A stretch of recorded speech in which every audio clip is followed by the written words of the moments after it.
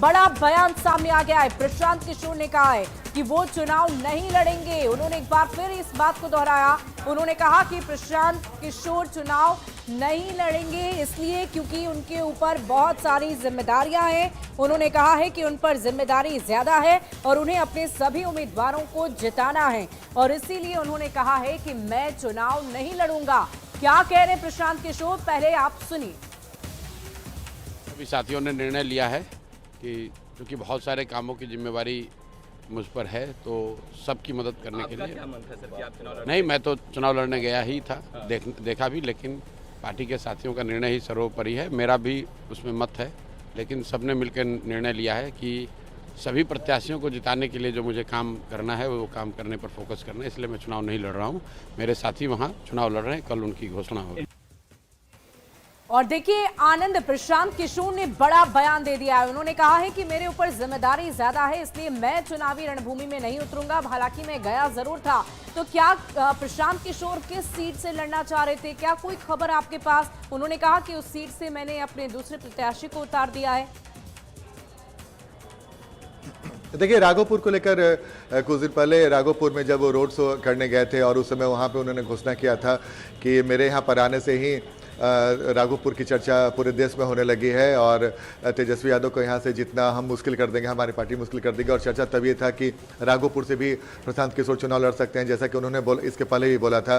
करहगर जहाँ के बारे में चर्चा थी, जहाँ उनकी जन्मभूमि है, तो उन्होंने कहा था कि जहाँ मेरी जन्मभूमि है, अगर लड़ना होगा तो मैं अपनी जन्मभूमि से लड़ूंगा या फिर राघोपुर से लड़ूंगा। अगर नीतीश कुमार कहीं से चुनाव लड़ते हैं तो मैं वहाँ से लड़ूंगा। लेकिन अब ये तय हो गया कि तेजस्वी यादव आज नामांकन करने पहुँच रहे हैं और प्रशांत किशोर ने वहाँ से दूसरे उम्मीदवार उतार दिया और उन्होंने साफ कर दिया कि अब वो चुनाव नहीं लड़ेंगे।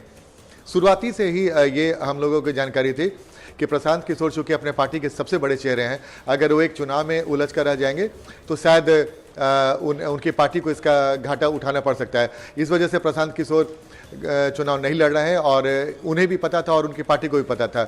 लेकिन चूंकि सियासत है और सियासत में कई बार माहौल बनाना पड़ता है और प्रशांत किशोर के एक बयान से कि वो राघोपुर से चुनाव लड़ सकते हैं, पूरे बिहार की सियासत में हलचल तेज हो गई थी कि क्या वाकई प्रशांत किशोर लड़ेंगे। लेकिन अब तस्वीर बिल्कुल तरह साफ हो गई है कि प्रशांत किशोर के ऊपर एक बड़ी जिम्मेदारी है।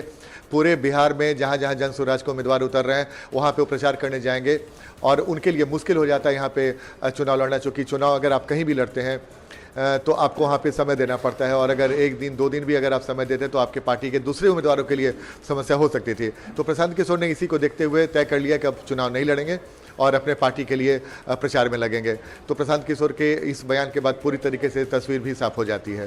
सुबह वाकई आनंद, लगातार प्रशांत किशोर ने इस बात की चर्चा जरूर की थी कि वो चुनाव लड़ना चाहते थे, लेकिन फिर उन्होंने कहा कि पार्टी के तमाम जो प्रत्याशी हैं, जो नेता हैं, उन्होंने साफ शब्दों में ये कह दिया है कि उनके ऊपर जिम्मेदारियां ज्यादा हैं और इसीलिए उन्हें चुनाव नहीं लड़ना चाहिए। और इसी बीच एक और बड़ी खबर अपने दर्शकों को बताए, खेसारी लाल यादव का बड़ा बयान आया है। खेसारी लाल यादव ने एक बड़ा बयान दे दिया है। उन्होंने कहा है कि तेजस्वी यादव का कार्यकाल काफी अच्छा रहा, बेहतर रहा। खेसारी लाल ने बिहार में तेजस्वी यादव के कार्यकाल को सराहा है और सबको मौका मिलने पर भी जोर दिया। उन्होंने कहा कि पवन सिंह का विवाद बेवजह है, विवाद ना हो तो बेहतर होगा।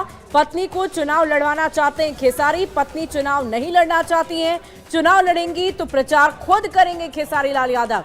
ये भी जानकारी सामने आ रही है। बड़ी खबर अपने दर्शकों को बता दें, क्या कह रहे हैं खेसारी लाल यादव। पहले दर्शकों को सुना देते हैं कि खेसारी लाल यादव का क्या कुछ कहना है। कि मेरे कहने का मतलब कि लोगों के विश्वास में जो आदमी है वो पक्का जीतेगा। और मुझे लगता है ना कि आज जो खिंचातानी होती है ना जिंदगी में, मेरा सोच है कि मैं किसी को बदलने की कोशिश नहीं कर रहा हूँ, बट लोगों की सोच में बदलाव है इस बार। तो मुझे लगता है कि एक बार बदल के देखने में हमें कुछ जाता नहीं है, एक बार बदल के देखते हैं, शायद बिहार बदल जाए। तो उन्होंने बोला तो ठीक है, बिटिया को बोलो वो लड़े। मैं बोला भैया मनाना पड़ेगा और मैं 4 दिन से उसको मना ही रहा हूँ कि मान जाइए, आप लड़ जाइए। लेकिन वो मुझसे लड़ रही हैं चुनाव लड़ने की। अभी उन्होंने बिल्कुल कह रही है कि नहीं, मैं आपसे लड़ सकती हूँ, चुनाव नहीं लड़ सकती। तो खेसारी लाल यादव का बयान आपने सुन लिया। देखिए अब इसी बीच एक और बड़ी खबर बीजेपी को लेकर सामने आ रही है। बीजेपी की तरफ से आज दूसरी लिस्ट जारी की जा सकती है। पहली लिस्ट में 71 उम्मीदवारों के नाम सामने आए थे और आज दूसरी लिस्ट बीजेपी की जारी हो सकती है। बड़ी खबर आपको बता रहे हैं, आज आ सकती है बीजेपी उम्मीदवारों की दूसरी लिस्ट, जिस पर तमाम उम्मीदवारों की नजर टिकी हुई है कि आखिर किसका नाम उसमें होगा। क्या कोई चौंकाने वाला नाम भी सामने आ सकता है, इस पर भी सबके निगाहें टिकी हुई है। और आज ये दूसरी लिस्ट बीजेपी कभी भी किसी भी वक्त जारी कर सकती है।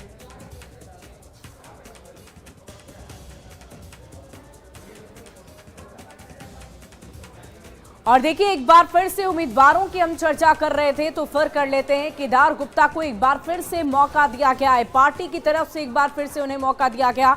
आपको बता दें कि इससे पहले भी उन्हें विधानसभा चुनाव में टिकट दिया गया था और एक बार फिर उन पर भरोसा जताया गया है। एक बार फिर पंचायती राज मंत्री केदार प्रसाद गुप्ता को प्रत्याशी बनाया गया है। 2015 में विधायक बने गुप्ता, 2022 उपचुनाव जीतकर मंत्री बने। उन्होंने कहा कि ये लड़ाई विकास बनाम विनाश की है। वे अपनी जीत को लेकर आश्वस्त हैं और बीजेपी नेतृत्व के विकास कार्यों को जनता तक जरूर पहुंचाएंगे। मुजफ्फरपुर के कुढ़नी विधानसभा क्षेत्र से एक बार फिर से बीजेपी ने मंत्री केदार प्रसाद गुप्ता को अपना उम्मीदवार बनाया है। सिंबल भी मिल गया है। मंत्री जी, क्या कहेंगे? एक बार फिर से आप पर भरोसा पार्टी ने जताया है, इस बार की लड़ाई किस रूप में देख रहे हैं? देखिए, हम पर भरोसा कुढ़नी के जनता के आवाज के बदौलत जताया गया है।